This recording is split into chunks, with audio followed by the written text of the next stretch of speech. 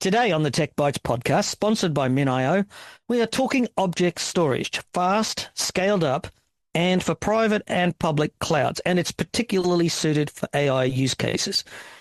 We are joined today by Jonathan Simmons from MinIO to dive into the rather new world to me of high-performance object storage. Let's kick off with a bit of background about what is MinIO, what makes you unique in the world of object storage.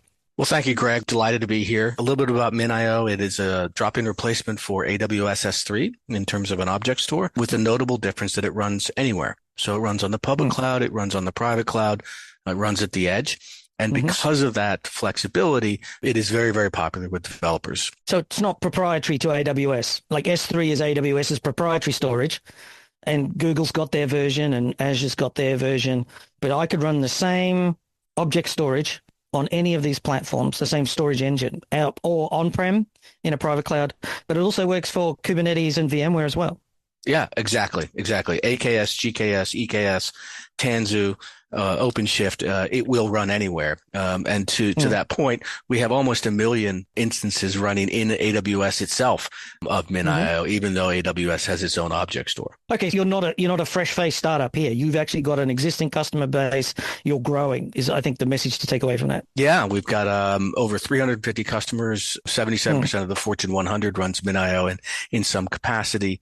And again, 1.7 billion Docker pulls at this point tells you that we are the weapon of choice for developers. So you say Docker pulls. Does that mean you've got an open source, closed source enterprise support model, or are you a product that I buy and use, but the licenses are handled remotely? How does that work if I wanted to trial the product? MinIO is open source under AGPL v3, which is a purist license, meaning that applications that are built on top of MinIO also should be open sourced under AGPL v3.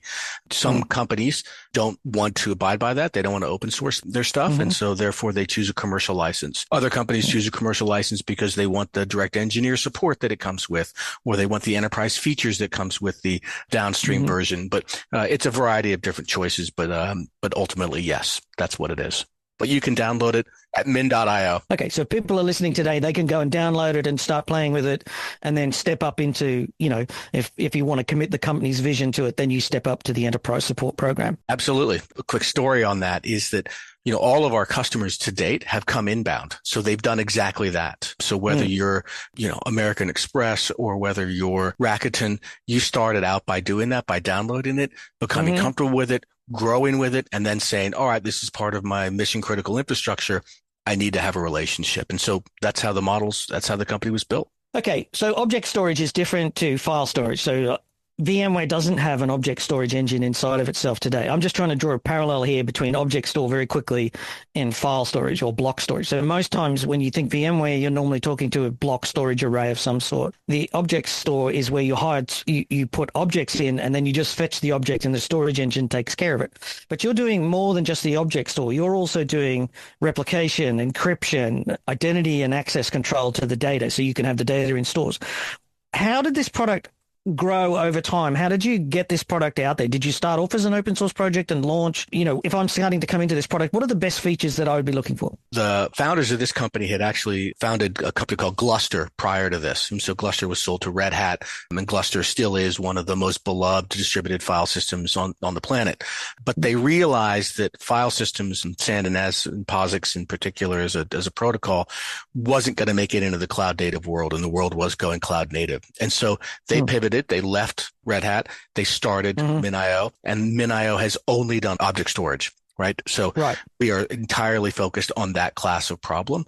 And that class of problem is, ideally suited for the cloud operating model and for AI and ML. Object storage is just like if you're building a cloud, you don't want to have to attach to a fiber channel block, and sudo up a disk and all that sort of stuff. You just want to pull the object that you want and say, go and get me this video, go and get me this image, go and get me this blob of text, and do that. And the challenge there is that has to happen, as you say, via the S3 API, which is, of course, a standard for this sort of object storage, but has to be fast. But underneath it, there's a whole bunch of stuff that like the data has to be replicated in multiple forms. It has to be safe, right? Yeah. And so you asked earlier about what the model was.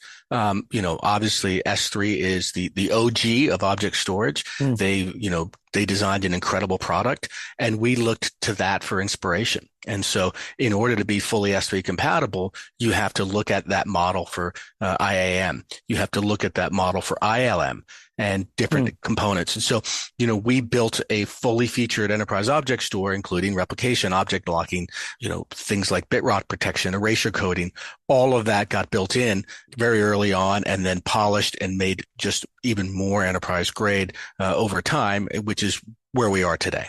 One of the things that you're pitching now is the fact that MinIO is AI ready or ready to be included in the AI infrastructure.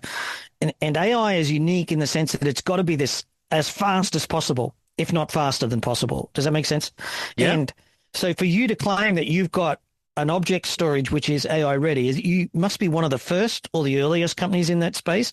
How does MinIO do that? So I think the class of problem that you're dealing with when you're talking about AI, which is like this apex use case across all the potential use cases that you could use object storage for, is not just performance. So performance measured in throughput, sometimes IOPS, but object storage is generally throughput. But the problem that you have to deal with AI is performance at scale. So it's easy to be fast at 100 terabytes. It's an entirely different class of problem to be fast at 100 petabytes. And so the ability to deliver throughput at that scale is what defines success in AI. That coupled with the fact that if you are cloud native, you are probably the foundational piece of a lot of these things. And if you go back and look at, what's getting built in the AI space, a lot of it is built off of things that are including MinIO. So ML Run, ML Ops, Kubeflow, vector databases like Milvus, they're all built on top of MinIO as well. So we're deeply embedded into the ecosystem in addition to being able to deliver that throughput that we talked about. So I want to ask a question here because you pointed out that you're a petabyte class storage system. Is that correct? Well, we actually have a number of exabyte class customers, but okay. Now that's not for everybody. Yeah, because most enterprises think of their SANs at 500 terabytes or maybe sub-petabyte class, and that is usually the performance limit that a traditional storage array can get to. To be able to store exabyte classes of data, that must just mean you've got the ability to scale out horizontally. Now, you talk a lot about horizontal play object storage. What is horizontal play? Because that sounds like a technology that's underneath here. Well, object storage as a general class of storage versus file and block can be used for a variety of different things. And what we've seen in recent years is that more and more of those applications have decided that in this kind of next level of disaggregation, I want to focus on being a high-speed query processing engine in the database world, or I want to be focused on, this AI compute layer.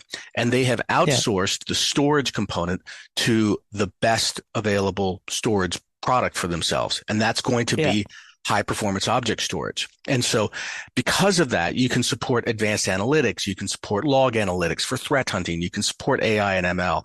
You can support databases. You can support Artifactory. And of course, you can support the traditional archival stuff. But we are focused on those much more dynamic workloads because there's so much more interesting stuff going on there. And the value proposition for a high-speed object store is much higher. There's a fundamental shift here because AI does need hundreds of petabytes of data or exabytes of data to be able to process because it has to feed it all in and then try and find relationships between all of it. So one of the first things about AI storage infrastructure is it must scale out to huge sizes, but then it also has to be fast. And the trick about AI storage is that caching doesn't work because you're not necessarily to be able to predict what the next byte is going to be very difficult. Or am I wrong? Well, there's ways to use caching to improve performance. For example, we just introduced a feature in our enterprise object store that allows you to basically create an in-memory object store, a read-through cache out of all the servers that you have. So when I mention customers that we have that are at the exabyte level or above, they might have 290, 390 servers. If they pool those together, and MinIO is famously very light on memory usage, but if you pool that together, all of a sudden you can create this very large in-memory object store. They have a terabyte of memory on them. I was going to say. That you can use as an in-memory object store. And so the fast gets faster in that situation. So the really interesting thing about this is you can put MinIO, Azure, AWS, but you can also bring it on-prem. It means it just runs on standard x86 hardware. Yeah. Do I need any special blessed hardware? Like vSAN, for example, is sort of very proprietary and only works on certain blessed and approved hardware that comes from vendors. I mean, and they say that, well, we can't trust vSAN to run on just any computer. It has to run on this computer. How do you address that? So MinIO is fairly famous in this regard. You will find MinIO running on a Raspberry Pi. You'll be running on basically Power 9 chips in architectures that include NVIDIA GPUs. So across the entire spectrum. But yes, the answer is commodity off the shelf hardware from Supermicro, from Dell, from HP.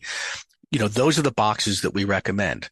Now, if your use case demands performance, we are going to recommend, single core chips from Intel or AMD. We're going to recommend NVMe drives. We're going to recommend a minimum of 100 gig network, but still that's commodity off the shelf, hardware at this point. That's not unobtainium, right? No, you're not in the dark arts here trying to conjure up, exactly. As you say, unobtainium. It's off the shelf, but you're also if you're optimizing for performance, then you need to spend on performance. You don't race a Lada on a racetrack because it just doesn't have it, right? But if all you're doing is going from the shop and back on Saturday with grandma, it's a perfect format, right? And that's kind of what I'm looking for. Yeah, exactly. And it's really interesting because a lot of our clients have come to their own conclusion here that NVMe is the right way to go at this point because they've looked at the total cost of ownership of those drives. They've looked at the performance improvements. And so, yes, it might be 3x, but it's 40x more performant and its failure rate is 1/3 of what the HDD might be.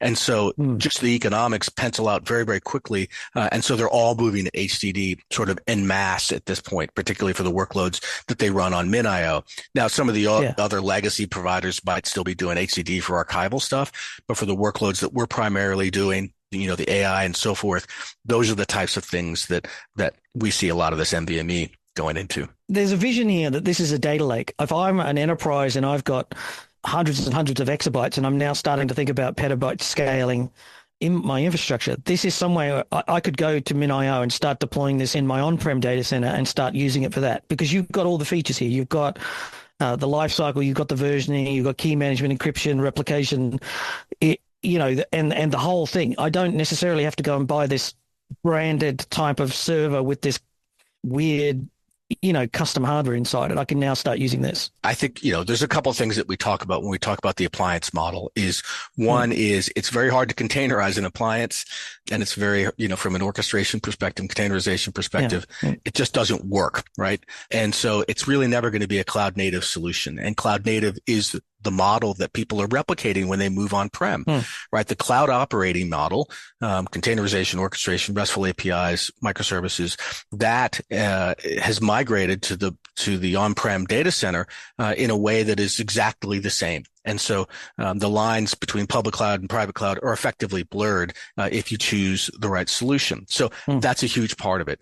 The other thing is that this sort of modern data lake, it's like 1/2 data warehouse, it's 1/2 traditional data lake, and it's 100% object store. That coupled with open table formats from Apache Iceberg or Hoodie or Delta Lake, now all of a sudden you can do anything that you want to at a scale that was almost unimaginable just 3 years ago. Yeah. You've got to break away from the legacy ideas of storage, even the object storage from the traditional vendors isn't in the same class as this. And I want to just, as we're getting towards the end here, one of the statements you gave me here is how are you're making the claim that your object storage capabilities are changing the landscape of AI. And there's some interesting things in there. So I just want to ask you to sort of explain why you believe your object storage is changing the landscape of AI. So I think if you go back and you look at sort of the core use cases that people talk about when they talk about AI, that hasn't changed that much. It's predictive analytics, it's process automation, there's fraud and security, NLP, healthcare, life sciences, supply chain, those kinds of things. What has changed is the scale of those use cases. And so the capacity to deliver at scale. I'll give you an example. We have a customer, we have actually multiple customers in this area of autonomous driving. They're taking the video off of every single vehicle and they're training that from an AI perspective. When you do that, you are your whole self-driving initiative is based off of all drivers as opposed to writing rules and seeing Yeah. how they actually drive, that is exabytes of data. And so that class of problem is entirely different than anything that anybody's dealt with before. And so what we're enabling is them to solve these problems at a scale that heretofore was not in scope. You just couldn't keep exabytes of data around before. This is kind of No, a new thing, right? much less operate on that data. Yeah, that's right. And then be able to actually read it in a real time, because you've got to just reading an exabyte of data in any meaningful form. Like, you're not going to read the entire exabyte in less than a few months, right? No matter how hard you try, how much of a compute front end you have. But the concept is that you can access, or you can put up, processing threads on that data and start to consume it, because your storage is big enough, scale out, right? But it also has to be fast. And there's a whole bunch of stuff going on inside of MinIO that makes it just responsive and performant at AI processing speeds. Yeah, we talk about the GPU starving problem here a lot. You can't starve your GPUs. They're the most valuable assets that you have in your portfolio at this point. And so it's a capacity utilization problem. And so you need massive throughput to be able to feed those GPUs in order to get the maximum amount out of that investment that you can possibly get. You can't do that with other technologies. It has to be an object store that has the throughput capacity to deliver against that. And that means you got to be able to have it and perform it, and serve it. Yeah. You don't want your GPUs 10% idle, because they just cost so much, and they cost so much power that 10% of idle usually adds up to a huge amount of cost. And and also, the second part about AI is, if your GPUs are idle, it can add to your job time exponentially.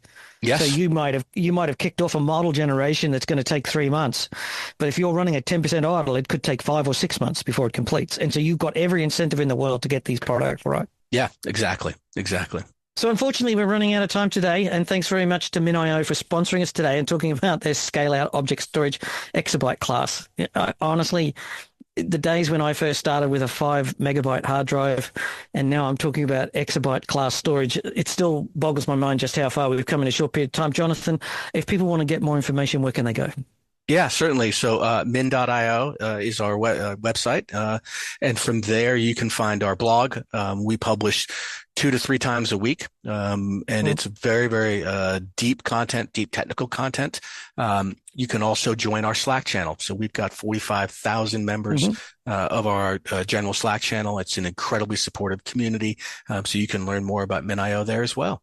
Yep. And you can also get a hold of the product if you want to do a bit of a desktop review, as they say these days. You can get a hold of the product on GitHub, and the links there are on the website as well. Maybe you want to have a bit of a poke at it and see if it's the right sort of thing for you. Well, as always, thanks very much to our sponsor. Thanks to MinIO for joining us today. You can find this and many more fine free technical podcasts along with our community blog at packetpushers.net. We'll have some links in the show notes. If you want to go over there and check out the post that goes along with this podcast, you'll be able to get more information there. Don't forget to follow us on the Twitter at @packetpushers. Hear us on Spotify or your favorite podcatcher. So, Greg, I just want to thank you on behalf of the entire technical community. I mean, it's been a remarkable run, and we are just delighted to have had the opportunity to engage with you, but more importantly, to listen to you over the years. Thank you. That's very generous of you. And as always, remember that last but never ever least, that too much technology would never be enough.